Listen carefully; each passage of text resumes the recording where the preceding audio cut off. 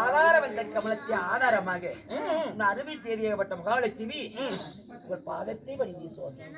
அகட்டு கண்ணு என் பாதம் படித்தபடிடா எப்படி இருக்க வேண்டும் தெரியுமா? படித்தாலே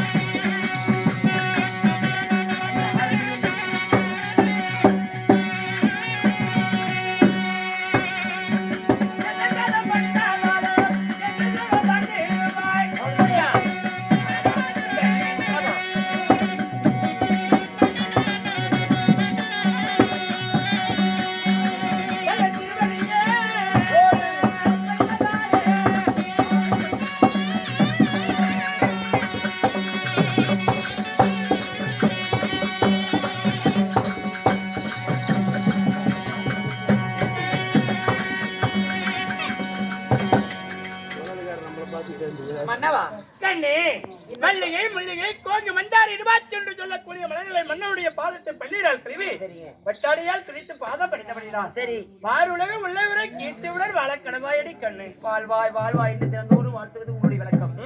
உன்னுடைய இருக்கும் பொழுது எனக்கு என்ன குறையவே இல்ல சுவாமி. தேவி இருந்தாலும் அது சீக்கிரமா என்ன வேலையை எதுக்காக எங்களுக்கு இருக்கிறீங்க கண்ணே? ஏதோ என்ன காரணமோ தெரியவில்லை.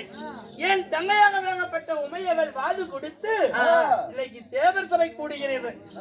தெய்வலோகத்துல தேவகோமான் தெய்வேந்திர மன்னோடு. ஆமா, முறையிட்டவர் அதாவது பரமேஸ்வரி.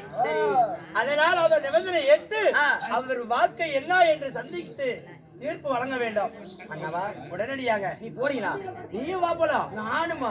தீபலோகம் போகலாம். ஆமா, தேவர் சபையில பொம்பளை இருக்கலாம். தேவர் சபையில அனுமதி கிடையாது. இருந்தாலும் இடையில்லாமல் யாரு சொல்ற? கலைவாணி தேவி, லட்சுமி தேவி, சரஸ்வதி தேவி, 3 பேர் தேவி இவங்க எல்லாம் இருப்பாங்க. அதுல நானும் வந்து கலந்துக்கிறதா? நாங்கள் தேவர்கள் உரையாடி கொண்டிருந்தால் நீங்கள் மங்கைகள் உரையாடி கொண்டிருங்களேன்.